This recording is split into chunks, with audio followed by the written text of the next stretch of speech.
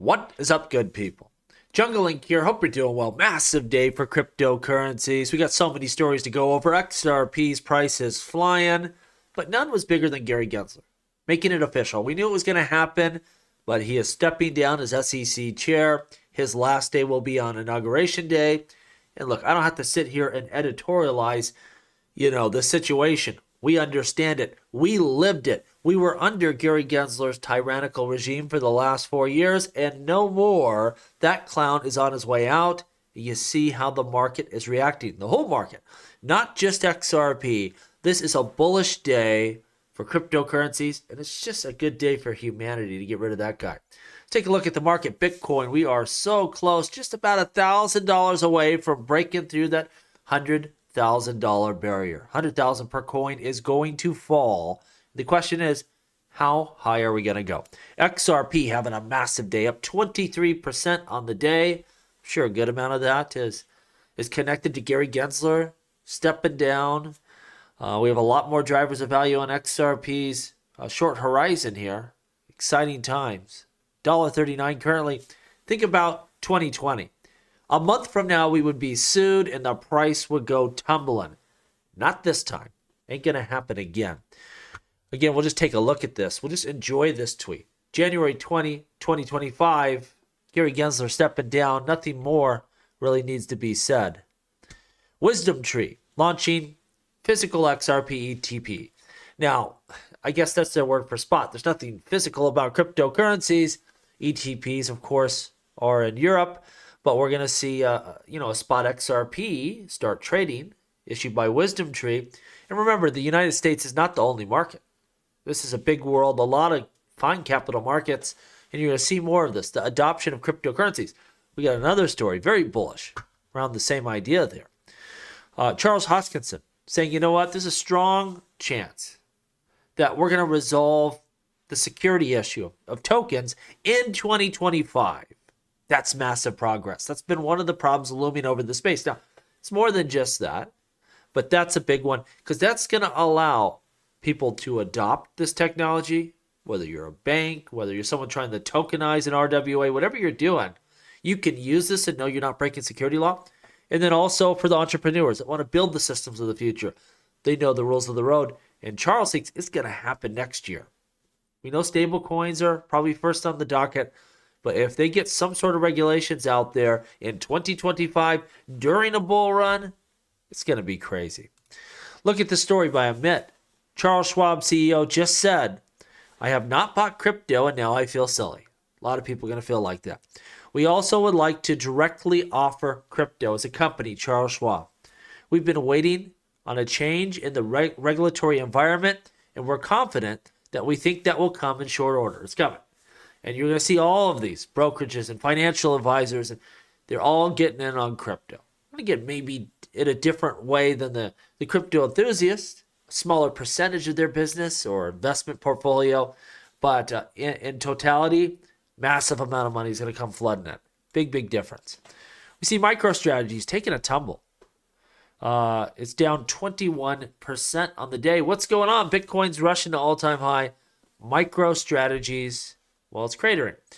Well, it comes from this tweet by Citron Research. They said, how did this one age? Nearly 4 years ago to the date. Citron was the first to tell readers that MicroStrategy was the ultimate way to invest in Bitcoin. Personally, myself, you can't argue with the results. I still would rather just hold Bitcoin direct, but you see this massive growth. You're paying a huge premium for MicroStrategies compared to the Bitcoin it holds right now. And the theorem, I guess, at least, is their strategy of issuing stock and then also comparing that with leverage. And they think they're going to continue to grow at a faster pace than just Bitcoin on its own. Citron saying, this probably isn't going to hold up. We don't think it's worth the premium. And we've opened a short position, and so you see the market reacting, I guess, towards that. Personally, myself, I don't see this being a big issue now today. I think we're going to go through a very bullish time where MicroStrategies is very safe, and they're going to be setting record profits, but they got to keep expanding, taking on more debt, more leverage, and nothing to do with Bitcoin and nothing to do with Michael Saylor. Love them both. But I'm telling you, that's a ticking time bomb someday. There will be another bear market. There'll be catastrophes. There'll be all sorts of stuff. And they're going to be leveraged to the hilt with a very volatile asset. And again, it doesn't come down to what you want to sell. It comes down to what you can. And people can sell crypto 24 hours a day. And in an emergency, a really bad situation, and those will come up. It will happen again. That could be one of the first things to sell. And if it's long in duration, those notes start getting called, it could be a big, big deal. Anyway, not something we have to worry about right now. It's only up for a while. We see spot Bitcoin ETF volume. People say ETFs don't make a difference. You're full of it. Hit $7.5 billion today. Massive record-setting day. BlackRock, their ETF alone was $5 billion. It makes a difference. And I'm not saying that you should use these types of products over, holding the crypto directly, but it opens the asset up to so many additional investors, new money. It's a big deal. And it's an appropriate way for a lot of people to invest in this space. Lastly, SWI went down. And of course here, Justin Bonds is making excuses for it.